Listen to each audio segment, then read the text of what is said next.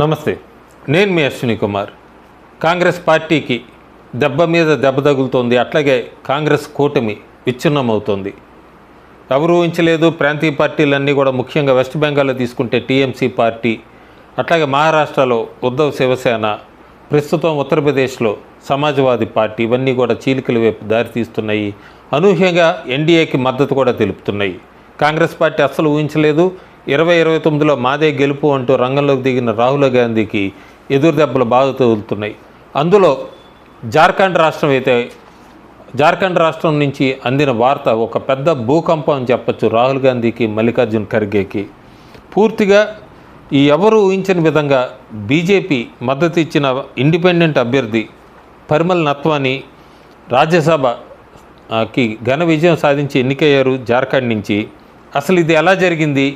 కాంగ్రెస్ ఎందుకు ఇంతలా ఉలిక్కిపడుతోంది? దీనివల్ల బీహార్ రాజకీయాల్లో ఎలాంటి మార్పులు రాబోతున్నాయి అనేది ఒకసారి చూద్దాం మనం. సో పూర్తిగా చూస్తే జార్ఖండ్లో 81 మంది ఎమ్మెల్యేలు ఉన్నారు. ప్రస్తుతం 80 మందే. 80లో మన ఎన్డీఏకి 24 స్థానాలు, అలాగే కాంగ్రెస్ కూటమికి 56. గెలవటానికి 28 కావాలి. కాంగ్రెస్ పార్టీ ఒక అభ్యర్థిని నిలబెట్టింది. కాంగ్రెస్ కూటమి జేఎంఎం ఒక అభ్యర్థిని నిలబెట్టింది. కానీ బీజేపీ అనూహ్యంగా ఇండిపెండెంట్ అభ్యర్థి నట్వానికి మద్దతు అంటూ కూడా తెలిపింది. నెంబర్ తక్కువ ఉన్నా కూడా ఓటింగ్ పూర్తయింది. గెలవటానికి 28 అయితే జేఎంఎం అభ్యర్థి 30 ఓట్లు పడినాయి.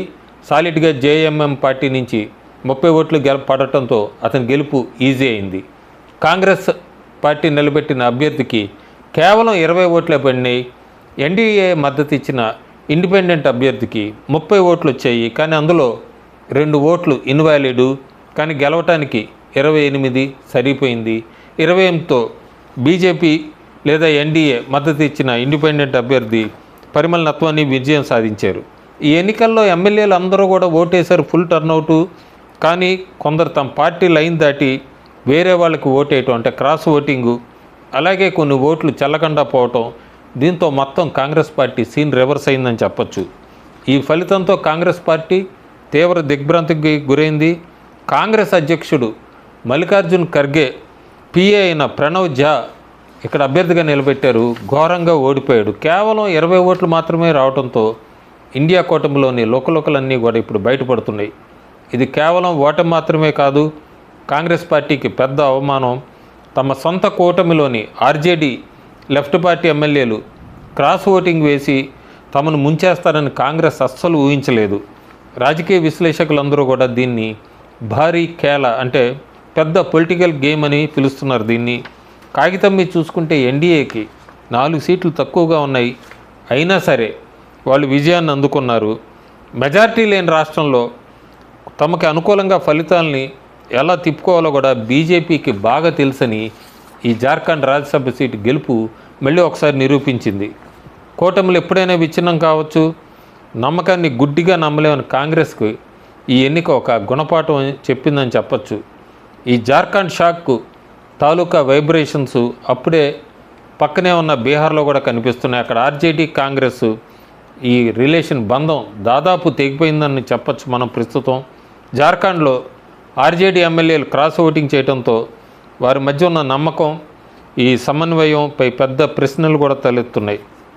ఒకవేళ ఈ గ్యాప్ ఇంకా పెరిగితే బీహార్లో ఇండియా కూటమి కొప్పుకోలవచ్చు.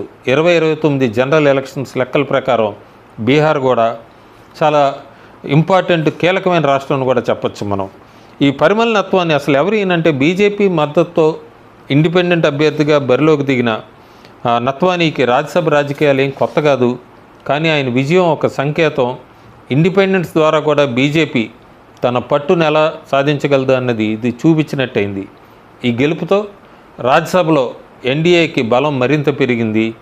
ఇంకా ఈ ఎన్నికలు చూస్తే మనం, ఈ ఎన్నికలు కేవలం కొన్ని నెంబర్ల ఆట మాత్రమే కాదు, ఇది కాంగ్రెస్ పట్టు కోల్పోవటానికి, కూటములు విడిపోవటానికి మరియు బీజేపీ యొక్క రాజకీయ వ్యూహ చతురతకి చాలా అద్దం పడుతోంది. 2024 లోక్సభ ఎన్నికల్లో అప్పుడు వచ్చిన ఫలితాలను చూసి ఇండియా కూటమి సంబరాలు చేసుకుంది. కానీ ఈరోజు ఈ జార్ఖండ్ ఫలితం వాళ్ళ బలహీనతలన్నింటినీ బయట పెడుతోంది. తమ పొలిటికల్ మిషన్ని ఆపడం ఎవ్వరి వలన కాదని బీజేపీ మళ్ళీ ఒకసారి ప్రూవ్ చేసుకుంది. దీని తర్వాత ఏం జరగబోతుందని ఒకసారి చూస్తే కాంగ్రెస్ తన తప్పుల్ని రివ్యూ చేసుకోవాలి, ఆర్జేడీ దీనిపై క్లారిటీ ఇవ్వాలి. మరి బీజేపీ వారు ఎప్పుడూ లాంగ్ గేమ్ ఆడుతూనే ఉంటారు. జార్ఖండ్ రాజ్యసభ ఎన్నికలు కేవలం ఒక పోటీ మాత్రమే కాదు, అదొక స్ట్రాంగ్ మెసేజ్ అని చెప్పచ్చు. ఇండియా కూటమి ఎంత బలహీనంగా ఉందో దాన్ని ఎలా వాడుకోవాలో ఎన్డీఏకి బాగా తెలుసు. ఈ పొలిటికల్ డ్రామా ఎక్కడితో ఆగదు. మునుముందు ఏం జరుగుతుందో చూద్దాం. Stay tuned. Thank you.